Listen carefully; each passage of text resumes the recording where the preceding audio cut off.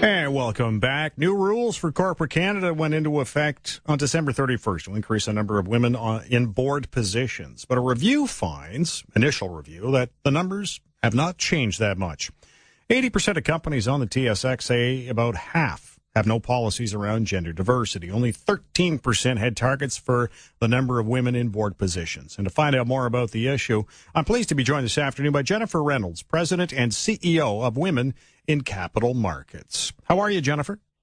I'm good. Thanks, Ed. Well, I'm glad you could join us. And in terms of, I guess, looking at the initial review, is it, from your perspective, a little disappointing? There hasn't been much change?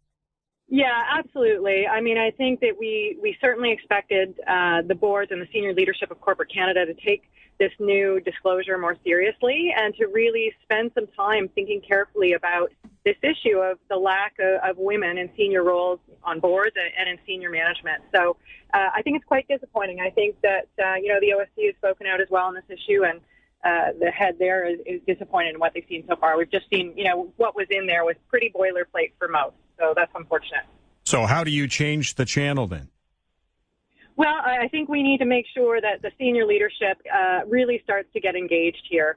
Because the fact of the matter is that comply or explain, this choice by the OSC to choose this particular way of encouraging corporate leaders to focus on this issue, it has been effective in the UK and Australia. And the good thing about it is it allows senior leaders and companies to decide on their path to how they're going to address this issue. They get to choose their policy. They get to choose their target. They get to choose when they're going to get there and cater that to their unique circumstances. So as opposed to more heavy-handed ways, which we've seen throughout the world, throughout Europe certainly, i.e. using quota and just mandating it and saying, that is it, you must meet this particular proportion of women. So I think that this, is a much more attractive way for us to get there.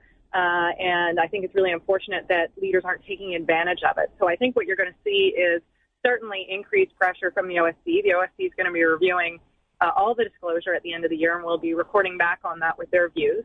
And the federal government has spoken out on this issue as well. They did a report last year, which highlighted their recommendations, and the recommendations was that over the next 5 years, by 2019, companies should have 30% minimum in terms of representation of women on their boards. So we're going to see quite a bit of focus from both those parties, and I think from the public more broadly. Does the OSC have any teeth to basically force these people to do that?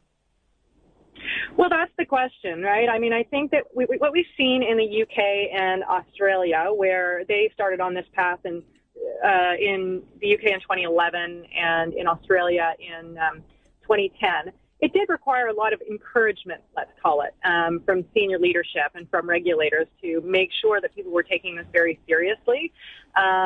So, is there teeth? I mean, I think if people view that it would be quite embarrassing to to be reported on and to be seen as sort of the laggard on this issue, will that sort of embarrass them or shame them into doing something about it?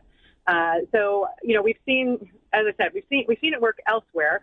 Early days in Canada, though, it's unfortunate that it's been so weak, this particular outcome.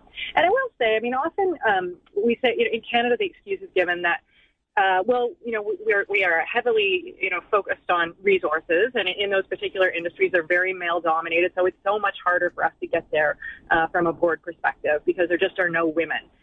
So the perfect example of that situation is Australia. It's clearly a resource-focused economy as well. And they went from 8% representation of women on boards in 2010 up to almost 20% today. So they got there. So we can certainly get there. This is not an issue of there not being enough talented women out there who are board ready. There is ample supply, that is for sure. And how did Australia get there? Well, again, it was with comply or explain. It was a similar approach in terms of what the regulators did.